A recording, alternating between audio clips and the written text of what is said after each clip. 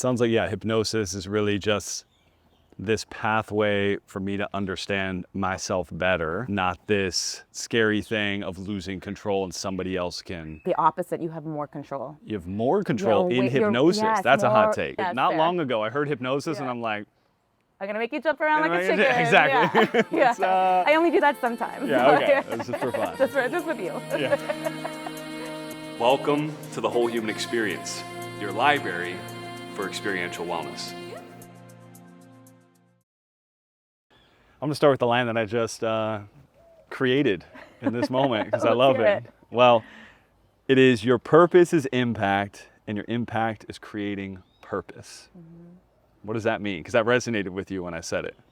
Yeah, it's just been a long ride to get here. Mm-hmm. So I've always been in the impact space since I was a teenager, and yet I could never find a way to get there. I could never find a way to make that my life's work. So I did a whole bunch of things in the last 20 years just to come right back to the beginning, which is my purpose is to create a bigger impact in the world and to help others create an impact by finding their values-aligned purpose, essentially. When you say impact, some might hear that and it sounds like fluffy because that word can be thrown around, but I know you and you're a very grounded, legitimate person in the impact space.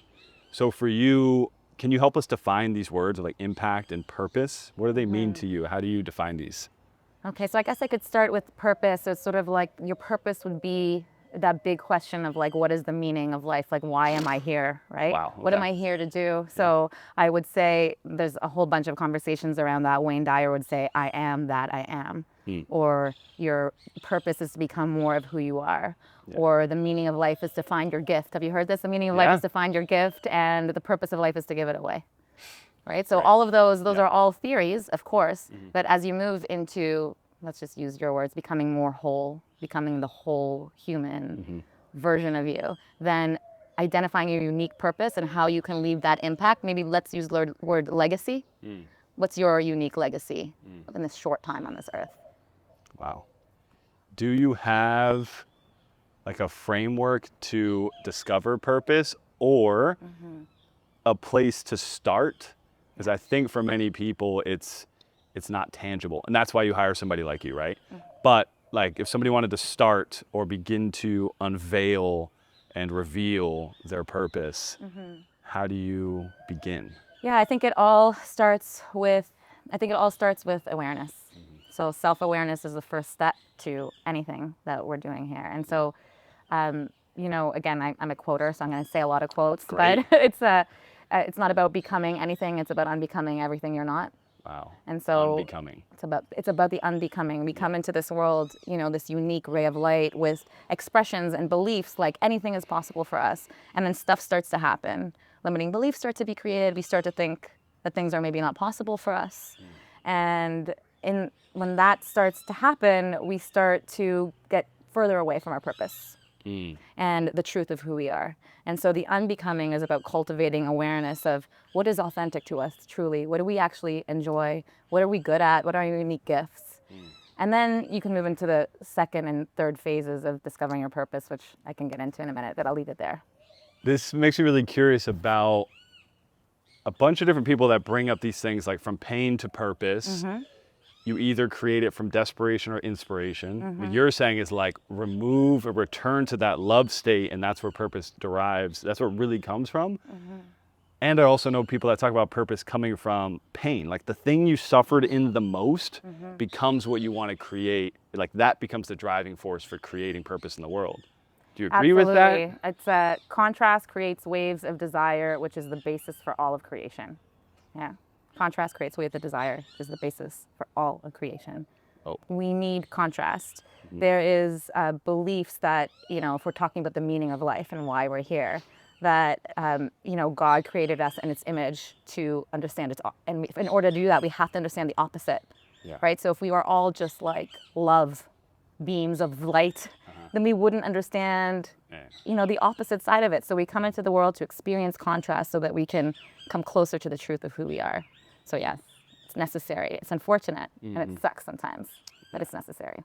Yeah, because I noticed some of the people with the greatest or the grandest levels of purpose went through the most suffering. There tends to be a correlation of like the high performing space, do more, create more.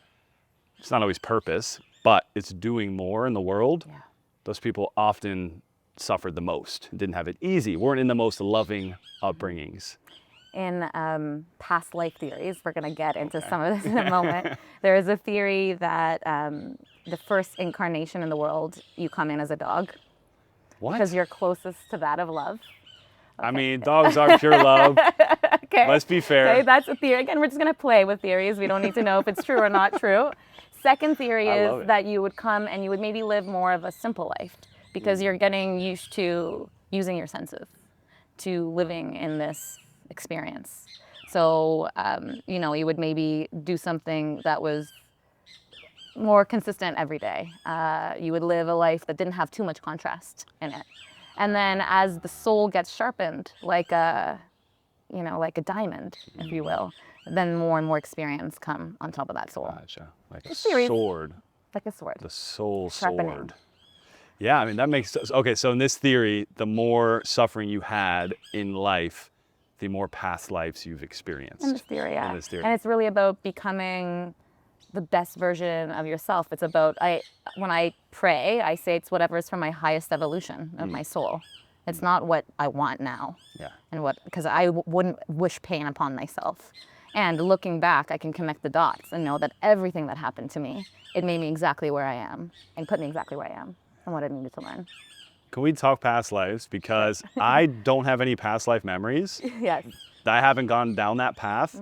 And many people in this field in conscious spaces always talk about their past lives. And I'm into it. I just haven't had the firsthand experience, but a bunch of close people to me have had moments where it just emerged. Like, oh my God, I remember now. And so I want to go down the path of past lives, and then how do you define what is a past life versus what do you think and what emerged in an altered state? Like, how do you define truth in the past life space? It's a fair question, and I would say it's the number one question I get, and my answer to that is that truth actually does not interest me in this case. So just to put it into perspective, so I'm a clinical hypnotherapist, so I do hypnosis in this life. I'm also a past life regression therapist, which means that I would take someone through a meditative state to explore what their mind wants to make up, and I'm going to say make up, about a life. So they're going to literally in a meditative state see a vision of themselves as another person. They're going to remember things about like scenes from that life. They often, if they decide, will go and see their death scene, and they will connect with their guides thereafter to hear what lessons came from that life. And I've done this now hundreds of times. To me, even though I've been able to prove some of these things I've seen myself by like Googling them and being like, I can't remember learning that and it's blowing my mind, it doesn't matter to me if we make it up. I actually give people full permission to make it up, because if you receive something on the other side, like a better understanding of you, and if your mind made all of that up just to give yourself a better understanding of who you are, then I'm okay with it. Make it up. And it's still wild. And it seems like it ultimately does bring you closer to truth. Yeah, for sure. The first life I experienced, it was almost 20 years ago.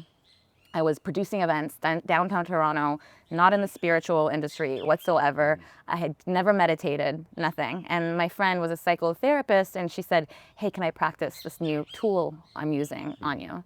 And I said, sure. And she put me into a deep meditative state, and I saw 2 lives in that session. And I came out of that with an understanding of the loneliness that I had been experiencing that was so obviously not mine. And when I came out of that session, truthfully, it was gone. I didn't experience it anymore, because anytime an inkling of it came up, I was like, well, it's not mine. It's from another time, another place. Anytime loneliness Of that level, it was like a very deep, unexplainable loneliness that didn't like make abandonment sense. or something. Yeah, that I was like, it didn't make sense to me why I would experience that in a life where I have so much love around me. And so, yeah, I can say that it's gone. That feeling is gone. It's not of me. It's from another time, another place. So if that kind of release can happen by your mind making up the whole story, I'm here for it. If you want to believe that it's true, I'm here for that too. Belief and truth feel pretty close. Ain't that the truth? Oh, okay. Yeah. How do you define truth? Gosh, I think we just don't know. We don't know what we don't know. Yeah. So like we can't ultimately prove it. Like I can say that I came out of that first past life experience and I Googled this woman who lived in the 1400s in Spain that I had been talking about. And I knew what year she was born, what year she died, how many kids she had. Like the karmic links were insane. She, she owned a big part of Renaissance art collection. Sweet. I studied Renaissance art in school. Like just crazy connections.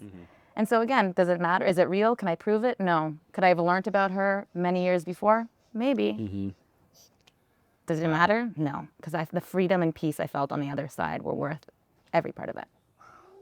What are the themes you notice most working with hundreds of different patients? What do you notice and what are the biggest kind of breakthroughs that people experience in this work? So the main ones are health, wealth, happiness. Okay. Yeah, the big ones. And under happiness, you're going to get a lot about relationships and confidence and purpose. So happiness is probably the most elusive conversation where what is happiness? And Arthur Brooks, who wrote The Meaning of Life, would say that happiness is based on knowing your purpose. And so again, bringing us back full circle.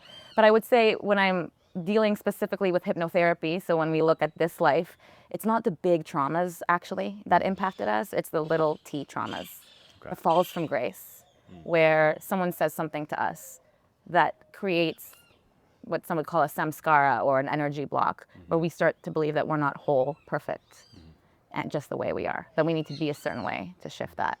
And the four main limiting beliefs, or five, I should say, that come up for everybody is I'm not enough, I'm not worthy, I'm not lovable, I don't belong, and what I want is not available to me.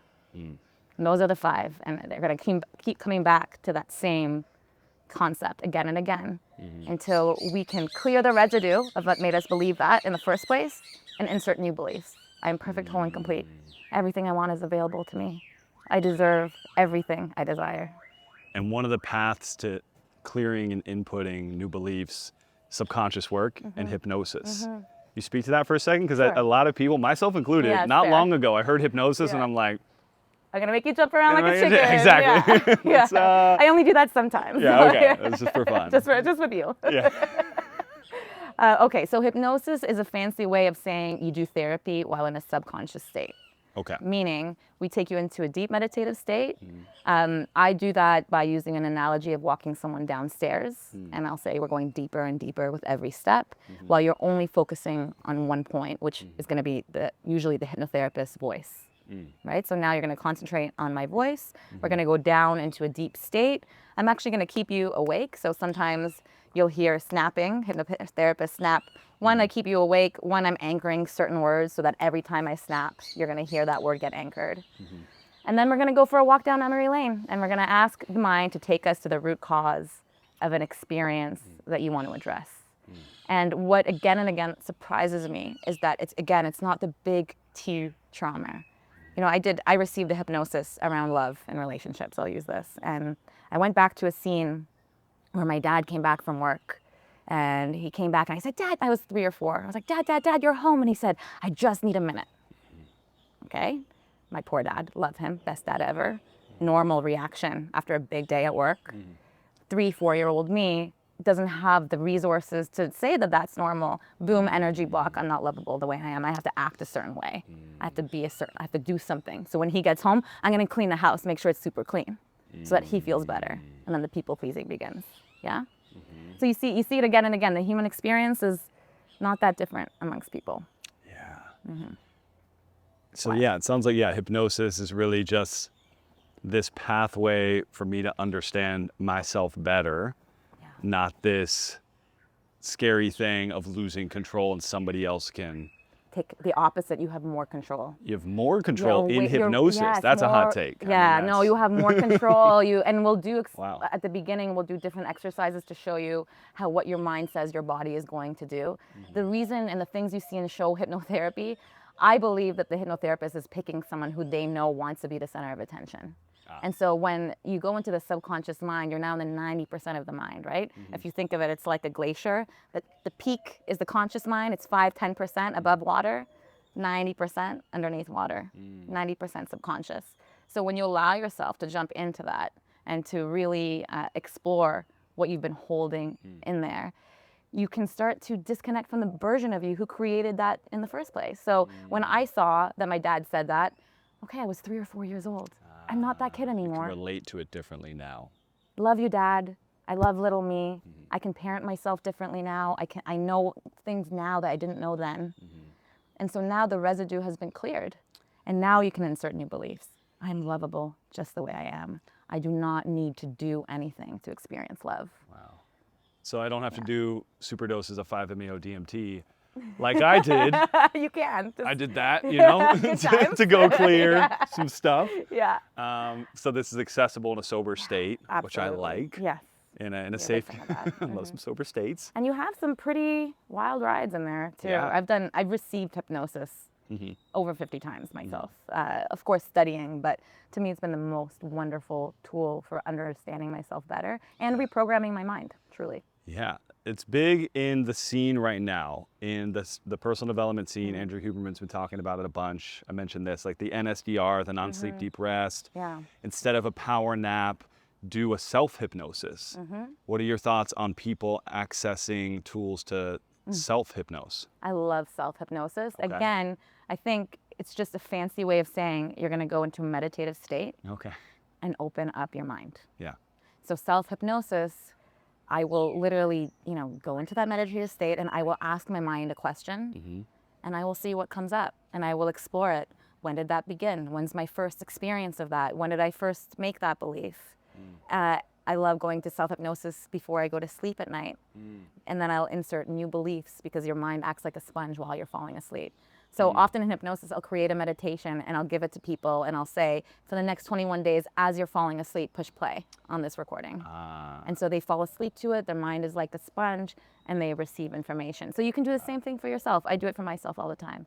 Meditative, talk to yourself, insert new beliefs. So you're a professional in this space, but you will still listen to a recorded piece to let yourself kind of be guided into it. It still feels good. Yeah, rather than being like, sometimes. it's like a guided meditation versus sitting in stillness. I do both. I'm a meditation lover, so I do all the different types. How do people access self-hypnosis tools?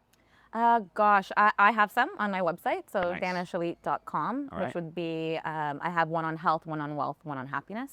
So Nice. that's an easy way to go. There's incredible teachers on YouTube. Okay. Honestly, just go down that rabbit hole. My teachers, a man named Brian Weiss, who wrote the book Many Lives, Many Masters. Yep. Mira Kelly, who wrote Beyond Past Lives. They have incredible things online. So I imagine in a space like that where you do open your subconscious, you do want to have discernment though, of like, You do. right? You don't want just anybody. Yeah, not anybody. And you also, if you go into self-hypnosis, imagine your mind is like an open cavern. And so you really, the advantage of having someone guide you through it is that it doesn't become a choose your own adventure. You can become very pointed with what you're asking the mind, and I'll often guide people back. They'll start to be like, it smells like roses, and I see the pink couch, and like so many details that you don't need in order to get what you need to get. And so my job as a hypnotherapist is to bring them back to why they're there. Yeah, because otherwise the mind can just take us infinite places, right? The subconscious mind is, there is a great TED Talk called A Stroke of Insight by Jill Bolte Taylor. Yes. Okay. Oh my God. Wow, her book on that. It's incredible. Insane, right? So she talks about what happens when your right brain is affected by a stroke and how you become one with all things and how it's hard to come back from that space.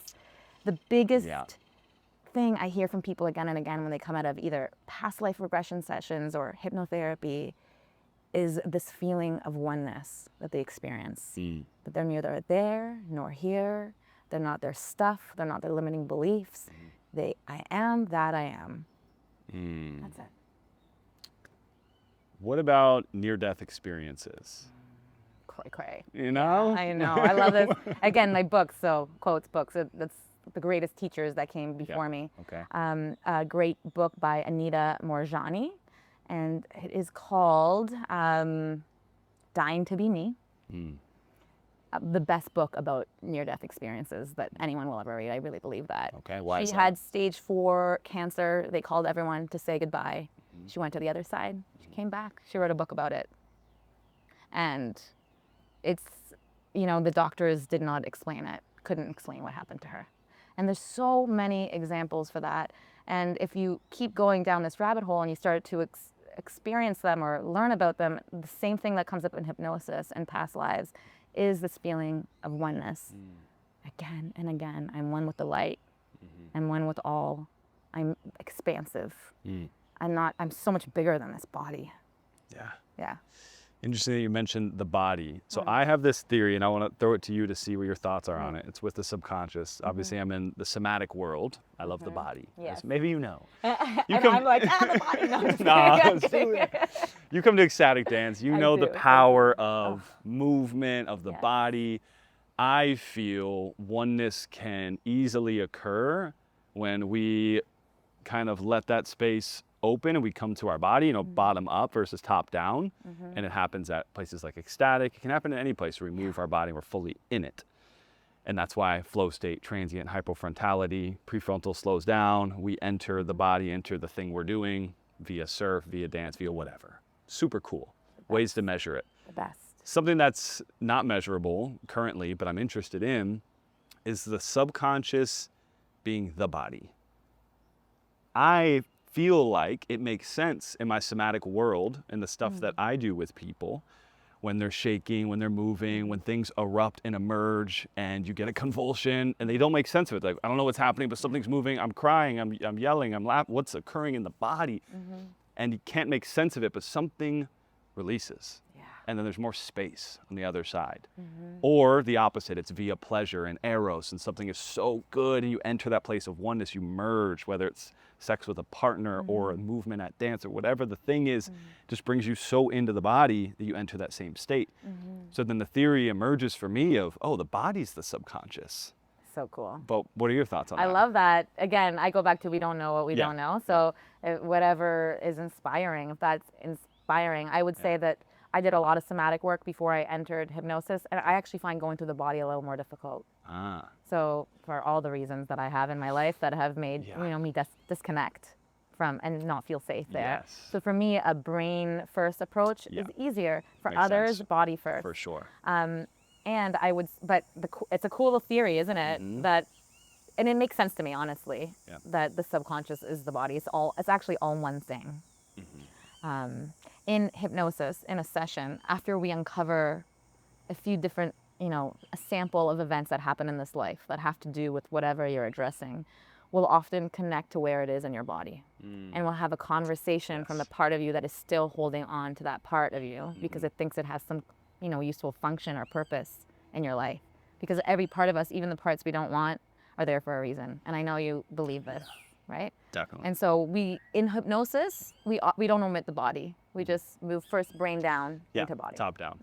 What do you think differentiates the Nosara community from other communities you've experienced?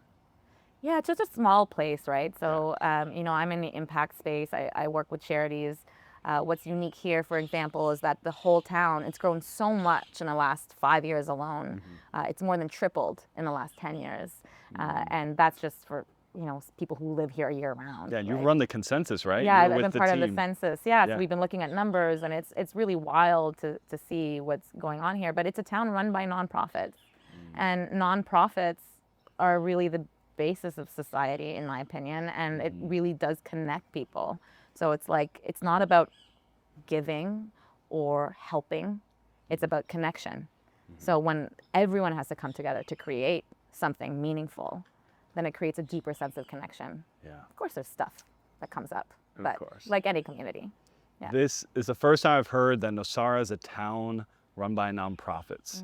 Can you expand on that more so people can understand what that means? Yeah, so because municipality support is usually based on the number of people that live in any given town, when a town expands so rapidly and there's no proper census that happens, support from the municipality will stay per person. And so, you're talking about school buses, fire trucks, hospitals, schools, libraries. Gosh, we have a food bank here. We have Nosara Animal Care that works with, so all of these pieces that create a successful society are not supported by the municipality. They're supported from the people who live here, including the roads. When people are like, why don't they fix the roads? I'm like, who? Who's they? Who are these magical It's been they? slowly being fixed. Oh, they're beautiful now. I it's know. happening. We're lucky. We're lucky. But it's a plus. Yeah, and the forestation. It's reforesting, what it was, where it's going. And you see all these people really making a difference, and that creates deeper connection and a responsibility that if not me, then who? Yeah, you Me. run. And you. Well, yeah, we do. Yeah, we do. We do. Yes. And many do here. Yes. And it really is a place that's rooted in service. A lot of people come here with a lot of abundance. True. That's what I've noticed versus other places that I've been that are more like conscious communities. It tends to be limited resources. Yeah. Here I notice that people come with quite a bit of resources, wanting to impact. And not knowing what they can do. And so, Impact Nosara. Impact Nosara. Tell me about Impact Nosara. Yeah, it's been an idea we've been talking about it now for years, and it's Yeah, coming into fruition with our amazing friend Ethan and yourself and Shane. It's so exciting. It is an opportunity to bring community back into community service. And so less about fundraising, which we do some of, as part of Adventure Nosara and so on and so forth, but really more about giving back your time, energy, and mind. So, we're working with all the charities to actually create volunteer opportunities to integrate that into our daily lives. Wow. How many charities are here? About. Gosh, I wish I knew that number, but I want to maybe I'll get that for you. Okay. But a lot. It's a lot. I want to say over 100, but I could be wrong. So I don't want to drop that number in there. Yeah, I feel like I heard a similar thing. Yeah. For the population that's here, Insane. the amount of nonprofits that exist. And a lot of people don't even know what's happening. So know. Impact Nosara for us will be a hub where you can come and learn about all the different charities, what they're up to, what they're fundraising for, how you can give your time to support, but also how you can integrate fundraising into your day-to-day. So if you are someone who has resources to share, then my goal would help you to find values-aligned giving portals, meaning what actually makes your heart light up. We're seeing right now the biggest transfer of wealth in the history of time. Trillions of dollars will move from one generation to another in the next 15 years. And the way things are being done is shifting, right? No more is there just one person writing a check out of an office for some kid in a faraway land. People care where their money is going. They care that it's aligned with their values.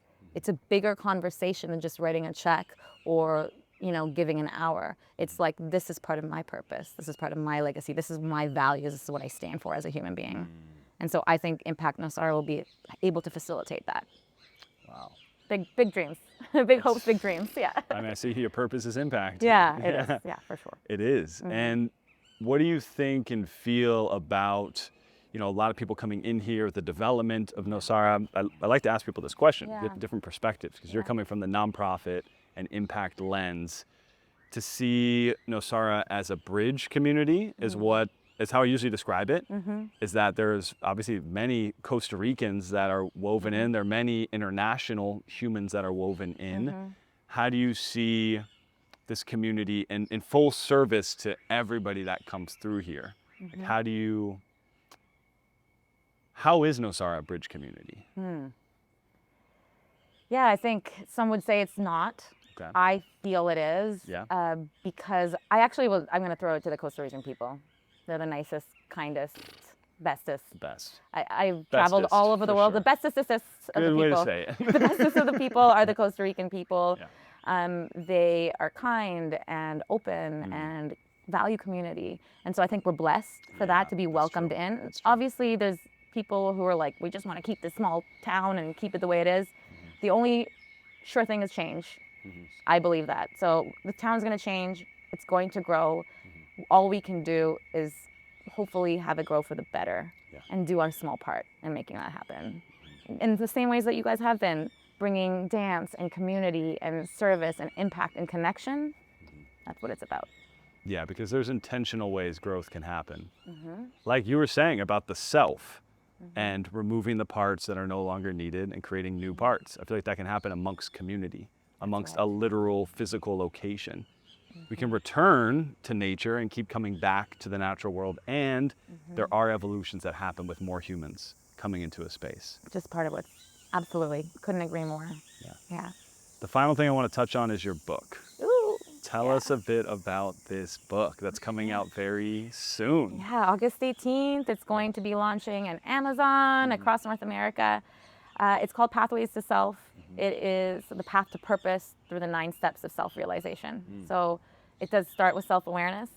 That's my first chapter is all about self-awareness, and it does speak to my deep subconscious dives that I did to start to cultivate awareness. But it's really about my learning journey, my, let's say, call it a teaching memoir of how I lived this really unique, unpredictable life just to get to a place where I can now talk about it not from the wound, but from the scar.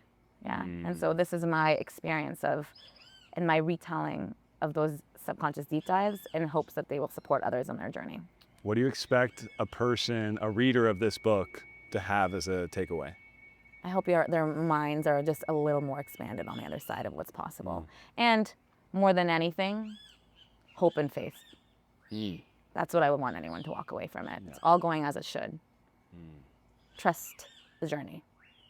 It's not always going to go as you want it to go, but it will go for what it will happen for your highest evolution. And so we have to trust in something, whether it be, is it God for some? It's maybe religion for others. I trust in the energy that makes my nails grow. You have great nails, by the way. Thank you. I did them for this podcast. No, just kidding. Not kidding. Yeah, yeah, but it's like what makes your heart beat? The laws of physics state that something has to make something move, but we don't know what that something is. So we have to trust in something bigger than us. So faith is my hope that I deliver in it. Wow, the world could always use more of that. Ain't that the truth? Yeah, I want more of that. I'm excited to read this book. Thank you, and thanks for all the support, truly. Yeah, thank you so much. And we'll drop the info about this book, where to learn about it, how to get more info. Because by the time this podcast comes out, there'll be a lot more to access and people to find out. So looking forward to it. The last question that I ask every guest. Ooh. Yeah, maybe you don't know. I don't know this last question. The question of the whole human experience is, what does it mean for you to be whole? What does it mean to me to be whole? To know that I already am. Always was. Yes. Yeah. So, again, it's that unbecoming for me. That's it. Thank you, Dana. Appreciate you. Thanks so much. Thanks for your heart, and thanks for your love, and thanks for all that you share.